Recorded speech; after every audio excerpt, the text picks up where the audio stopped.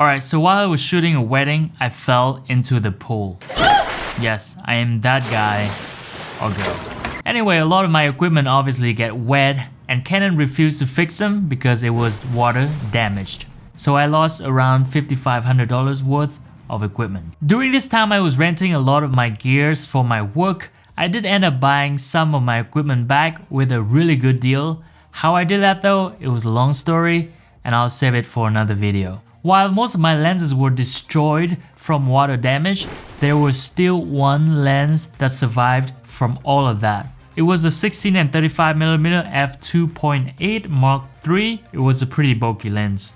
The sad thing though is that its autofocus function was damaged, so now it has become a manual lens. I decided to take that lens out and test it to see if it still worked properly. The result turned out pretty awesome, in my opinion. And here are some photos and the behind the scene. Hope you like them. Alright, so we're starting shooting around 3 p.m. Now 3 p.m. in Florida, the sun is very bright, it's very up high, and a lot of people would say that a bad time to shoot photos. But for me, it wasn't that bad of a deal. Especially I have a help from my friend Kung. He's holding the V1 flash and helped me shoot against the bright sunlight. This is model Tanya. She's a really cool, amazing model. She did a lot of great poses and a lot of ideas, and her wardrobe was amazing. She actually was pregnant at that time, so we did a fashion slash maturity shoot, and here are some of the pictures that we did.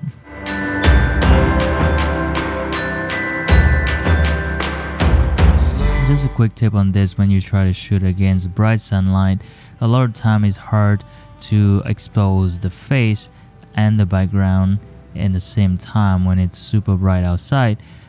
So what we did with the flash is that we point the flash into her face so we can brighten up her face while we keep the details and highlight on the background without overexposed it.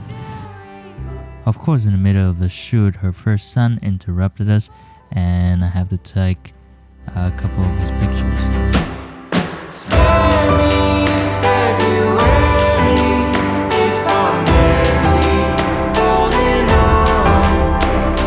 Alright, so we're back to the photo shoot and Tanya changed clothes and we move to different places to take pictures. As you can see here, sometimes we use the sun as a main light to lighten up her face. Sometimes we shoot against the sunlight.